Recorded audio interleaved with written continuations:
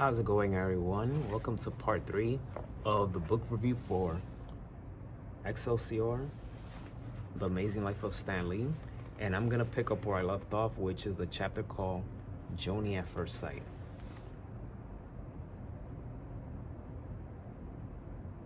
During the early 60s, I was writing a great deal of our stories myself. I'd do my editing at the office during work hours and then go home and write evenings and weekends. That's a heck of a working man right there. But it reached the point when there was too much to write. Fast forward a little, but once again the workload became too heavy, with more and more books being added.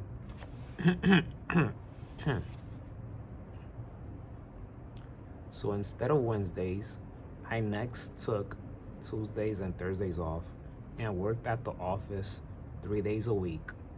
Joni could hardly believe it.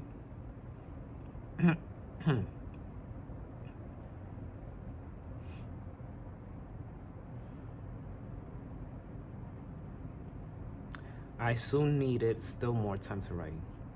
It ended up with me going to the office Tuesdays and Thursdays and writing at home 3 days a week, plus weekends and Sundays, of course. The next logical question might be, how could I get my editing done on all those books by spending only 2 days a week at the office? It wasn't too hard, really, since I was doing so much of the writing myself. And if I may be totally candid, I'm my own biggest fan. Since I liked everything I wrote, there wasn't that much editing needed. When he says I'm my own biggest fan, I can relate to that because when I write scripts or when I write articles, I'm my number one biggest fan. I love everything that I put into writing, so I can relate.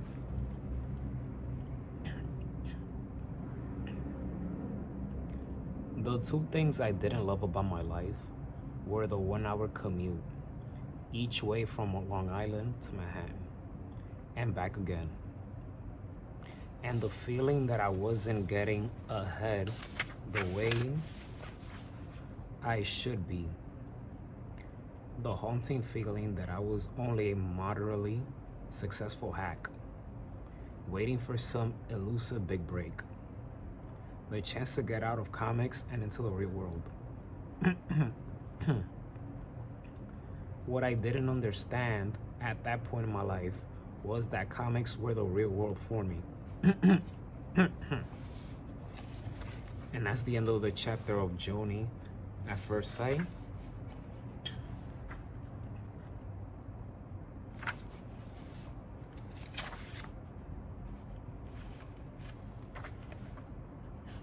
Now I'm gonna read you guys parts of the next chapter called Never a Dull Moment.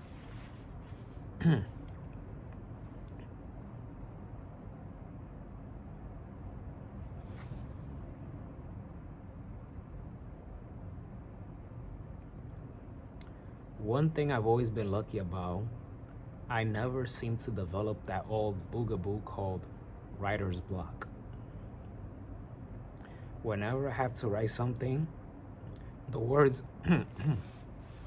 excuse me, the words always seem to come to me. I'm the same way. I never use writer's block.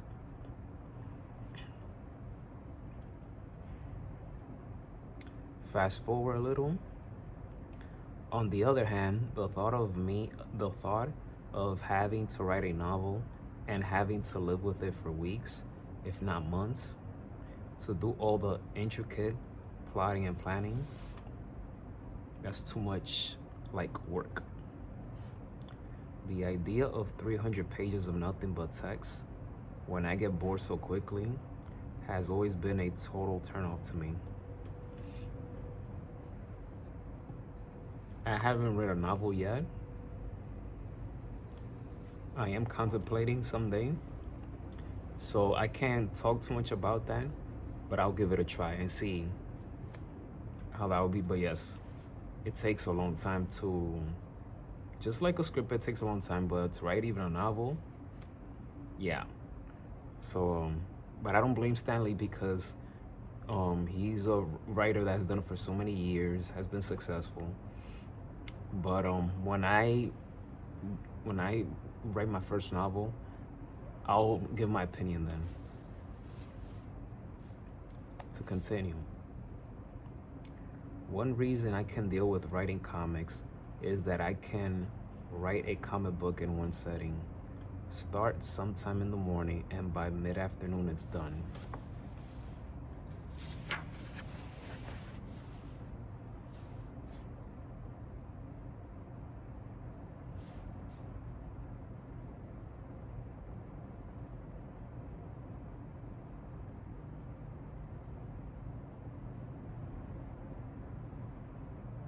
Fast forward a little, and this has to do with Stanley starting to begin to feel dissatisfaction with his career. Yes, he was on a good salary, but it seemed like it wasn't enough.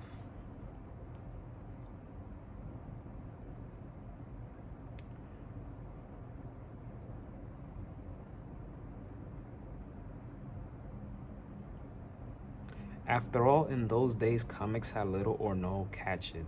The outside world had very little respect for the people who produced them. I didn't feel that the years I spent as a comic book creator would impress any future employer that I might apply to. So more and more, I began living with a nagging feeling of insecurity. It wasn't until later, when the company gained fame as Marvel Comics and people everywhere became aware of the popularity of our characters, that I began to feel differently about things. But in those early days, I couldn't shake that gnawing feeling of depression. I felt I was in the one business that, no matter how good I might be at it, there was no place to go from there. Neither television networks, nor movie studios, nor book publishers were reaching out to comic book writers, at least not then. Luckily, Joni is far more sensible than I. She said to me, "Stan, you're doing well. Your comic books are selling. Martin has confidence in you. You like the people you're working with, and there are no particular problems at that moment. Why not just stay with it a while longer, or at least until something better comes along?" There's no way to refute irrefutable logic, so I stayed. And I'll leave it right there. Man, Stanley had an incredible wife. From the things that I've read in this book, that's a lucky man right there. I'll leave it right there, and I'll continue next week for part 4 of this book review. The more I think about it, and this came to my mind last night, even this morning when I woke up. As you can see, I make these book reviews weekly, bi-weekly, different parts.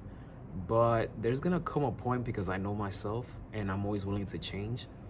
There's gonna come a point where I'm just gonna make one long video of a book review and just publish it here on YouTube. So I feel like after I'm done reviewing this book, the next books that I'll be talking about is gonna be long form. I feel like it's much better that way. So, but yeah, thank you for tuning in to this part 3 of this book review, and I'll see you guys next week. Be safe, and may God bless each and every one of you. Take care and stay warm.